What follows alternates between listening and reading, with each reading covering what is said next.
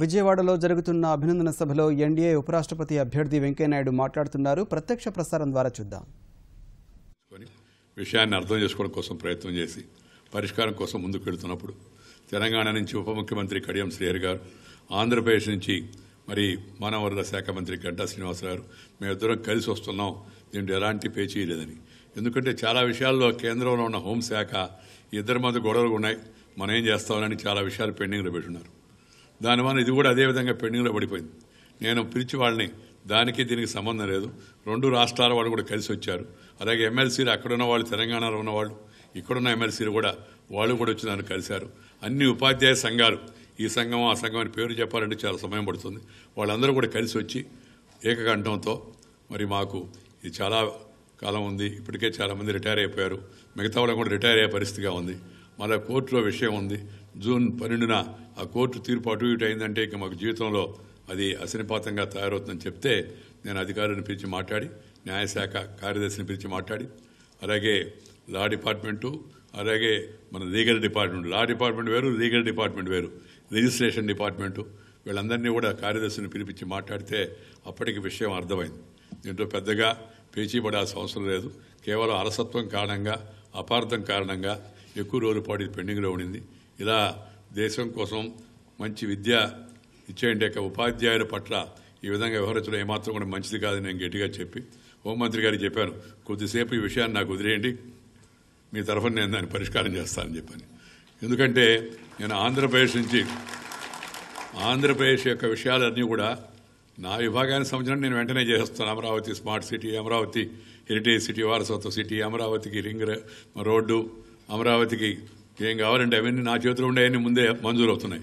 కానీ మిగతా విభాగాలు ఐఐటి నా చేతులు లేదు, త్రిపుల్ ఐటీ నా చేతులు లేదు, ఐఈఎస్ఆర్ నా చేతులు లేదు, ఐఐఎం నా చేతులు లేదు, ఆర్&డి ఇన్స్టిట్యూట్ ఆఫ్ మెడికల్ సైన్సెస్ నా చేతులు లేదు, లేకపోతే అనంతపురంలో పెట్టినట్టే బెల్ ఫ్యాక్టరీ నా చేతులు లేదు, నిమ్మకూరులో పెట్టిన బెల్ కర్మాగారం నా చేతులు లేదు, నాగాలంకలో పెట్టబోయే డిఫెన్స్ ర్యాకెట్ సెంటర్ నా చేతులు లేదు. అదేవిధంగా కుక్కిరాల కొండలో మన చిత్తూరులో, అలాగే కర్నూలు దగ్గర ఒక 2900 ఎకరాల్లో రక్షణ పరిశ్రమ పెట్టబోతా ఉన్నారు. నెల్లూరులో కూడా రాబోయే రోజుల్లో అల్యూమినియం యొక్క ఒక బేస్డ్గా ఉండే డిఫెన్స్ ఫ్యాక్టరీ ఒకటి మిదాని, అలాగే కేంద్ర ప్రభుత్వం, అలాగే మైనింగ్ మినిస్ట్రీ ఇవన్నీ కలిపి రష్యాతో 3000 కోట్ల రూపాయలతో నెల్లూరులో ఒక ఫ్యాక్టరీ తొందరలో మంజూరు కాబోతుంది.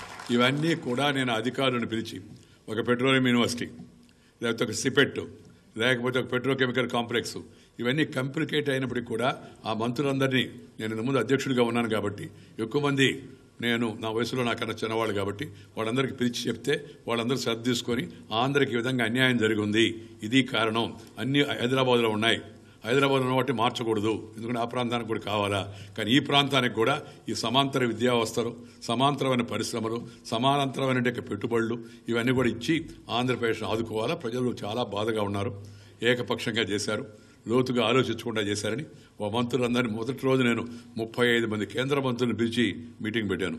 ఇలాంటి మీటింగ్ మామూలు ప్రధానమంత్రి మాత్రమే పెట్టగలడు, మిగతా మంత్రులకు ఎవరికి కూడా మంత్రులు పిలిచే అవకాశం లేదు. కానీ నా మీద ప్రేమతో, అభిమానంతో నేను పార్టీ అధ్యక్షుడిగా ఉన్నాను కాబట్టి మంత్రులందరూ నా దగ్గరికి వచ్చేవాళ్ళు. దాంతోపాటు నేను పార్లమెంటరీ అఫైర్స్ మినిస్టర్గా కూడా ఉన్నాను. పార్లమెంటరీ ఏ సమస్య వచ్చినా నా రూమ్కి వచ్చి మాట్లాడతారు కాబట్టి దాన్ని కూడా ఉపయోగించి మన రాష్ట్రంలో ఇలా అనేకం చెప్పుకుంటూ పోతే అసలు ఎన్ని పరిశ్రమలు, ఎన్ని ప్రాజెక్టులు, ఎన్ని ఇన్స్టిట్యూట్లు ఇంత తక్కువ టైంలో నాకు తెలిసి దేశంలో ఏ రాష్ట్రానికి మంజూరు కాలేదు. టైం సంగతి చెప్తాను, తక్కువ టైంలో 2 years పీరియడ్ లోపల మంజూరు చేయడం, వచ్చి వాడికి శంకుస్థాపన వేయడం. శంకుస్థాపన ఎందుకంటే కొంతమంది శంకుస్థాపన వేశారు సార్, కానీ ఏం కాదు, నాకు తెలుసు ఏం వెంటనే కాదని. శంకుస్థాపన చేస్తే కొంత మోరల్ బైండింగ్ ఉంటుంది ప్రభుత్వం మీద. బడ్జెట్ ఫైనాన్స్ డిపార్ట్మెంట్ చెప్తే అయ్యా ఆల్రెడీ శంకుస్థాపన చేశారు, బడ్జెట్లో కొంత అలొకేషన్ ఇవ్వాలంటే ఫైనాన్స్ మినిస్టర్ మీద కొంత ఒత్తిడి ఉంటుంది, అధికారుల మీద కూడా ఒత్తిడి ఉంటుంది, ఇచ్చిన మంత్రి పైన కూడా ఒత్తిడి ఉంటుంది. అందుకని మంత్రులందరూ ఒకరి తర్వాత ఒకరిని తీసుకొచ్చి ప్రతి నెల ఒక్కో మంత్రిని తీసుకొచ్చి శంకుస్థాపన చేస్తారు. అలాగే తెలంగాణ అసెంబ్లీ విద్యుత్ కొరత, ఆంధ్రప్రదేశ్ అసెంబ్లీకి విద్యుత్ కొరత, అలాగే తెలంగాణలో జాతీయ రహదారులు విస్తరణ, ఆంధ్రప్రదేశ్లో జాతీయ రహదారులు విస్తరణ. ఒకరోజు నితిన్ గడ్కరీ గారు తీసుకొచ్చి ఆంధ్రప్రదేశ్లో అన్ని వైపుల నుంచి జాతీయ రహదారులను కలిపే 65,000 కోట్ల రూపాయలు ఆంధ్రప్రదేశ్కి జాతీయ రహదారులు కూడా జరిగింది. అలాగే అక్కడ కూడా తెలంగాణలో కూడా 55,000 కోట్ల రూపాయలు దానికి మంజూరు చేయడం జరిగింది. అలాగే మెట్రో విజయవాడ, మెట్రో విశాఖపట్నం, అలాగే మన యొక్క school of planning and architecture 2009లో వేశారు శంకుస్థాపన. దాన్ని కాస్త నేను 3 సార్లు వెళ్ళి పరిశీలించి విజయవాడలో అది రేపు డిసెంబర్ కంతా దాన్ని పూర్తి చేసుకునే పరిస్థితి మనకు కనబడతా ఉంది. ఇలా ఎక్కడ ఏది అవకాశం ఉన్నా వాటిని, ఎందుకంటే ఆంధ్ర మీద ఉద్దేశం అది రేపు నేను ఎలక్షన్లో నిలబడతానని కాదు, నేను ఇంతకుముందే ప్రకటించాను ఇంకా నేను ఎలక్షన్లో నిలబడను అని. మా కుటుంబ సభ్యులు కూడా నిలబడరు నేను ఉన్నంతకాలం అని చెప్పాను. నేను పోయిన తర్వాత నా చేతులు లేదనుకోండి వాళ్ళ ఇష్టమని. అంటే చాలామందికి అనుమానం, ఏంది ఇంత వెంకయ్యనాయుడు గారు ఇంత ఇది చేస్తున్నాడు, ఏంది ఏదో ఉండి ఉంటుంది, బహుశా ఏదో ఐడియా ఉండి ఉంటుంది, లేకపోతే ఆయన వాళ్ళ అమ్మాయినో అబ్బాయినో ఎవరైనా దించాలనుకున్నాడేమో అని చెప్పానండి. ఆ ఉద్దేశం నాకు లేదు, నేను స్పష్టంగా చెప్పాను. ఎలక్షన్లో పోటీ చేసే ఉద్దేశం కూడా లేదు నాకు. ఇప్పటికి అయింది చాలు. నేను యాక్చువల్గా మీ అందరూ ఉపాధ్యాయులు కాబట్టి మీ ముందు మనసు చెప్తున్నాను. నేను 2019 ఎన్నికల్లో మోడీ గారు మళ్ళీ ఒకసారి ప్రధానమంత్రి కావాలా, జనవరికి అంతా 20కి సామాను సర్దుకొని రెడీగా ఉండమ్మా, మన ఊరికి వెళ్ళిపోదాం, మనం వెళ్ళి సమాజ సేవ చేయాలని మా ఆవిడికి చెప్పాను. నేను మా ఆవిడికి చెప్పి మా అమ్మాయికి చెప్పాను, మా అబ్బాయికి చెప్పాను, ప్రధానమంత్రికి 2 సార్లు చెప్పాను. ఆయన అన్నాడు 2019లో ప్రధానమంత్రి ఎన్నికల దాకా ఉండాలనే విషయం ఓకే మంచిది, ఆ తర్వాత ఏం చేయాలనే విషయం మీరు నిర్ణయించొద్దు, మేము చూస్తామని అన్నాడు ఆయన. మీరు ఏమైనా చూడండి, నేను మాత్రం 20 జనవరికి అంతా వెళ్ళిపోతాను. ఎందుకంటే నాకు జనానికి కొంత సేవ చేయాలా, దాంతోపాటు 70 ఏళ్ళు వస్తాయి. 70 ఏళ్ళు అయిన తర్వాత మిగతా వాళ్ళకి కూడా అవకాశం రావాలా. ఈ దేశంలో ఎలా అంటే కొంతమంది కథలు లేకపోయినా సరే వదిలిపెట్టరు, మనం చూస్తాం. అందుకే అప్పుడప్పుడు మనకు ఔరంగజేబు స్టోరీ గుర్తొస్తుంటుంది. నాయన వదిలితే కానీ కొడుకు ఛాన్స్ రాదు, కాబట్టి నాయన పూర్తి చేద్దామని చెప్పాను. కాకుండా ఒక ఆదర్శం కూడా ప్రస్తుతం చేయాలని చెప్పాను.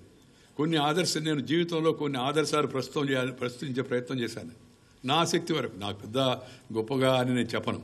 ఎమ్మెల్యేలు అందరికీ ఇళ్ల స్థలాలు ఇచ్చారు, ఎవరి స్థలం ఇవ్వకూడదని అసెంబ్లీలో వాదించాను హైదరాబాద్లో.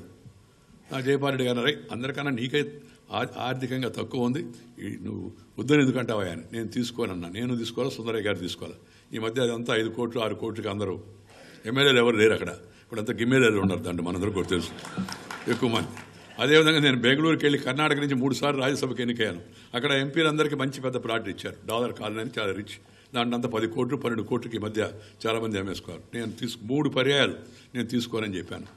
అలాగే ఇంతకుముందు నేను బీజేపీలో నేను వాజ్పేయి గారి ప్రభుత్వంలో అందరూ వెళ్ళి కొత్తగా ఏర్పడిన ప్రభుత్వంలో మంత్రులు అవుతున్నాను. నా సహచరు సుష్మా స్వరాజ్, అరుణ్ జైట్లీ, ప్రమోద్ మహాజన్ అందరూ వెళ్ళిపోతుంటే ఆ పార్టీలో ఒకరోజు చర్చ వచ్చింది, ఏమని అందరం వెళ్ళిపోతున్నాం, ఈ ఆఫీస్ సంగతి చూసేది ఎవరో దేవన్ అశోక్ గారు అని.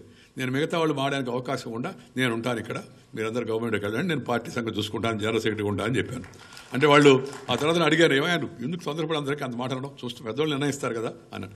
నాకు అదే ఇష్టమయ్యా, మీరేమో మంత్రి నేనేమో మహామంత్రి అని చెప్పాను వాడు.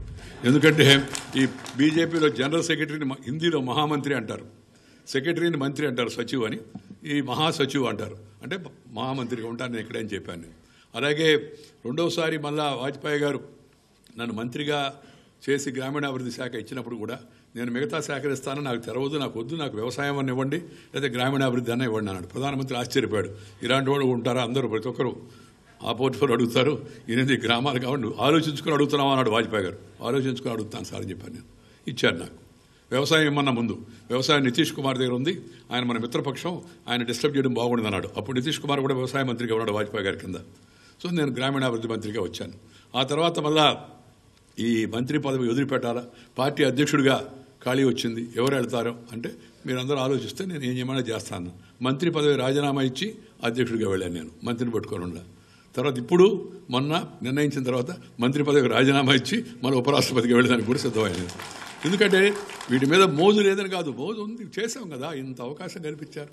ఈ పార్టీ మనల్ని అక్కడి నుంచి ఇక్కడి దాకా తీసుకొచ్చింది కష్టపడి, అనేక రకాలంటే ఉద్యమాల్లో పాల్గొని, లాఠీ చార్జీ తిని, పోలీస్ స్టేషన్ల ముందు ధర్నాలు చేసి, ఆఫీసుల ముందు ధర్నా చేసి, అనేక సార్లు జైలుకి వెళ్ళి, ఎమర్జెన్సీలో 17 నెలల పాటు జైల్లో ఉండి, గోడల మీద రాసి, స్తంభాలకి జెండాలు కట్టి, కరెంటు స్తంభాల మీద జెండాలు కట్టి, టెలిఫోన్ స్తంభాల మీద జెండాలు కట్టి, మైక్ అనౌన్స్మెంట్ ఇప్పుడంటే అందరికీ మైక్ అనౌన్స్మెంట్. మనం నేను ఊరిలో పోతున్నా, చాలా చక్కగా అనౌన్స్ చేస్తున్నారు. ఈ ఊరిలో కుర్రోడు ఎవడో చాలా బాగా అనౌన్స్ చేస్తున్నాడు కదా, అతని పేరు ఏందని అడిగా. నవ్వుతున్నాడు, కారులో ఉన్నాడు. ఏమన్నా పేరు చెప్పన్నా, పేరు కాదు సార్, రికార్డింగ్ సార్, అది రికార్డ్ చేసి ఎవరో వాయిస్ రికార్డ్ చేసి అనౌన్స్ చేస్తున్నారు సాయంత్రం బహిరంగ సభ ఉందని ఒంగోలులో అని. నేను అనౌన్స్ చేసేవాడిని, రిక్షాలో పోయి అనౌన్స్ చేసేవాడిని, మైకి పెట్టుకొని రిక్షాలో సాయంత్రం బహిరంగ సభ ఉంది, అటల్ బిహారీ వాజ్పేయి గారు వస్తారు, కోపటి మైదానంలో బహిరంగ సభ ఉంది, అందరు రాండి నేను అనౌన్స్ చేశాను. అలా గోడల మీద రాసి, అలా స్తంభాలకి జెండాలు కట్టి, అలా ఈ రిక్షాలో అనౌన్స్ చేసిన వెంకయ్యనాయుడు వాజ్పేయి గురించి ఒకరోజు అదే అటల్ బిహారీ వాజ్పేయి అద్వానీ మధ్యలో కూర్చొని అధికార పార్టీకి అధ్యక్షుడు అవుతారని నేను ఎప్పుడు అనుకోలేదు. ఆల్ ఇండియా పార్టీ బీజేపీలో ప్రధానమంత్రి తర్వాత ముఖ్యమైన పదవి ఏంటంటే అధికార పార్టీకి అధ్యక్షుడిగా ఉండడం. ఇవన్నీ all these things have seen. అందుకని నేను అనుకున్నాను బస్ ఇంకొక అయితే నేను చెప్పదలుచుకున్న పాయింట్ ఏంటంటే ఈ దేశానికి మోడీ అవసరమని నేను భావిస్తున్నాను. ఇప్పుడు నేను రాజకీయాలు మాడే అవకాశం లేదు. రేపు 5వ తారీఖు ఎలక్షన్ అయిన తర్వాత అసలు రాజకీయాలు బంద్. ఇప్పుడు కూడా నేను బీజేపీ వాడిని కాదు. నా పేరు అనౌన్స్ చేయగానే 5 నిమిషాల్లో మంత్రి పదవికి రాజీనామా ఇచ్చాను. నేను గవర్నమెంట్ కారు వదిలేశాను, ప్రైవేట్ కారులో ఇంటికి వెళ్ళాను. పార్టీకి కూడా ఇంకా నేను ఉన్నాను పార్టీలో అని చెప్పాను. ఎంపీ కూడా రాజీనామా ఇస్తామంటే మా అధ్యక్షుడు చాలా స్పృహదృష్టి మంచి తెలివైనవాడు. ఆయన అన్నాడు ఒక ఓటు తగ్గిపోద్ది అన్నాడు. నాకు అర్థం కాదు ఎందుకు తగ్గిపోద్ది అన్న. ఏం లేదు, ఎంపీగా ఉండి 5వ తారీఖు ఓటు వేసుకొని తర్వాత రాజీనామా ఇవ్వండి అని చెప్పాను ఆయన. అధ్యక్షుడు మాట శిరోధార్యం కాబట్టి అందుకని రాజీనామా ఇవ్వాలా, అది కూడా 5వ తారీఖు ఇచ్చేస్తాను. ఇవాళ కూడా అనుకోండి 2 పదవులు కుదరదు మామూలుగా ఉపరాష్ట్రపతి అయ్యే అవకాశం ఉంటే. అంటే ఇవి ఎందుకు ఇవి చెప్తున్నానంటే ప్రతి ఒక్కరూ కూడా జీవితంలో ఒక ఆదర్శం కోసం జీవించాలి.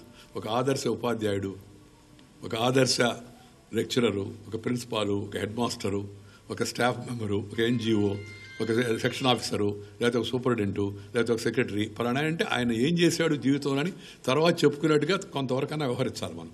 మోడీ గారిని ఎందుకంటే మోడీ గారు కన్నా ముందు నుంచి నేను ఉన్నాను ఈ పార్టీలో. పెద్ద ఆయన ప్రధానమంత్రి అయ్యాడు. అదృష్టం, దేశ అదృష్టం. ఇవాళ ప్రధానమంత్రి అయిన తర్వాత మోడీ గారి పట్టుదల ఏంటంటే మన దేశం శక్తివంతమైంది, దీంట్లో అన్ని వనరులు ఉన్నాయి, అయినా దేశం ఎందుకు వెనకబడి ఉంది. ఇంతకుముందు వాళ్ళు ఏం చేయలేదని నేను చెప్పను, కాంగ్రెస్ అయినా కూడా జరిగినాయి కొంత. కానీ ఎంత వేగంగా ఇండియా శక్తి చైనాలాగా తయారై ఉండాల్సింది, అమెరికాలాగా తయారై ఉండాల్సింది ఇండియా. ఎందుకంటే మన తెలివి అమోఘం. మన టీచర్ కూడా చూడండి, అమ్మాయి సన్మాన పత్రం రాసింది, చూస్తుంటే ఆశ్చర్యం ఉంది. ఇంకా తెలుగు గుర్తుందన్నమాట, పర్వాలేదు అనుకుంటాను నేను. చాలామంది తెలుగు మర్చిపోతా ఉన్నారు ఇప్పుడు, అంత ఫ్యాషన్ అయిపోయి తెలుగులో మాట్లాడకుండా నామోషిగా ఉండే పరిస్థితి వచ్చింది. అలాగే నాదెళ్ల సత్య ఐటీలో, మన యొక్క ఇందిరా న్యూయి, సుందర పిచాయ్, సగ్గుర్తి పూర్ణ, ఇలా అనేక మంది వాళ్ళ ప్రపంచంలో తెలుగు వాళ్ళు డామినేట్ చేస్తున్నారు. మనం సిలికాన్ వ్యాలీ అమెరికాకి వెళితే అక్కడ కనపడే ఐటీలో సగం మంది కన్నా ఎక్కువ మంది ఇండియన్స్ కనపడతారు. నీకు వాళ్ళు అలా తిరుగుతూ ఉంటే ఆ సగం మందిలో సగం మంది దక్షిణ భారతం వాళ్ళు, తెలుగు వాళ్ళు కనపడతారు మనకంతా కూడా. అంత తెలివి ఉంది ఇక్కడ. ఇంత తెలివి ఉండి ఆర్యభట్ట, వరాహమిహిరుడు, అగ్ని, పృథ్వీ, మిసైళ్ళు, మాయాబజార్ సినిమాలో టీవీ అప్పుడు చూసాం మనం.